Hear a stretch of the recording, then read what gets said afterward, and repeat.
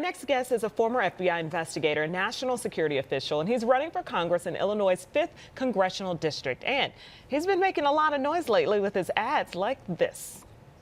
This is an AR-15 assault rifle. This is the same weapon I carried in Iraq. It's also the same weapon system used by the Florida shooter, the Las Vegas shooter, and many school shootings before him. There is no place in American modern society for this type of weapon.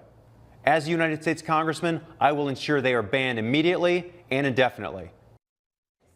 His stance on gun control and his nickname as the cannabis candidate has lots of people talking, as we mentioned. Please welcome Benjamin Thomas Wolf to the show. Benjamin, thanks so much for being here with us. Thanks for having me. This is great. Yeah, we're glad that you're here. Yeah, you know, I made a call out on the show, said maybe Benjamin sees it, maybe he doesn't. To your credit, and worth noting to everybody out there, he heard us ask for him to come on the show. He wasted no time responding, and here you are. So, Benjamin, we truly appreciate that. So, I want to get to the optics, because that's what has everybody talking right now. You have an AK-47 in your hand. You're talking about gun control.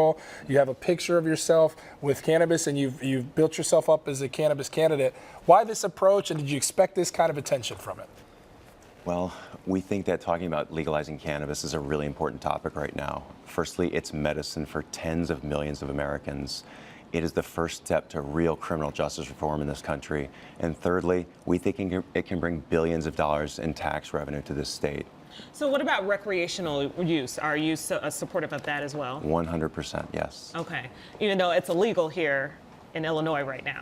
Right now it is, but I'm happy to be leading the charge to legalize it federally. Okay. Okay. Now, but you're using it before it's legal. Definitely. Okay. All right.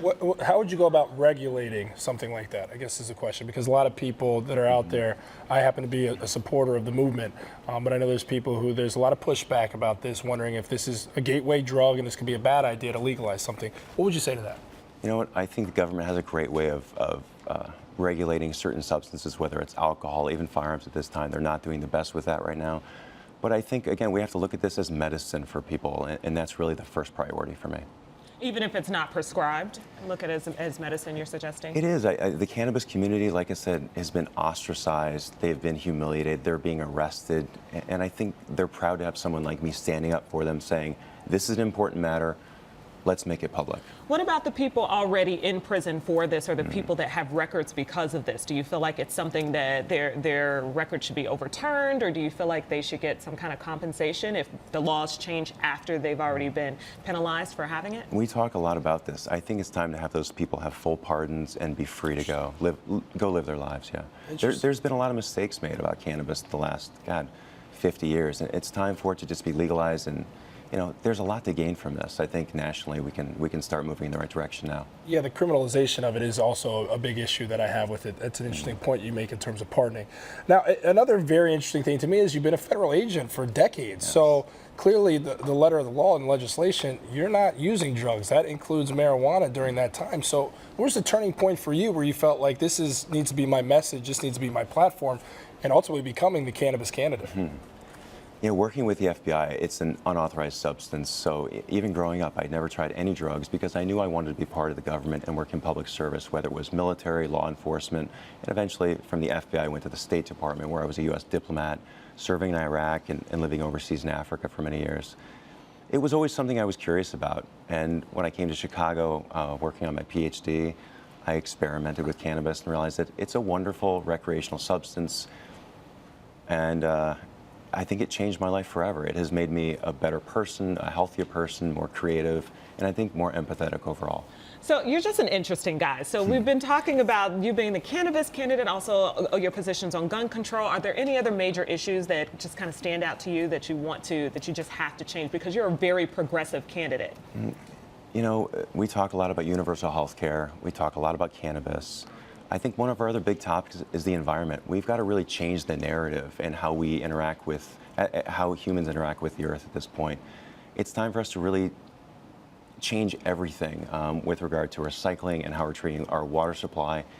If we don't do something drastically soon, we're going to have some real problems. As we've seen in South Africa, they have no water. They have no drinkable water.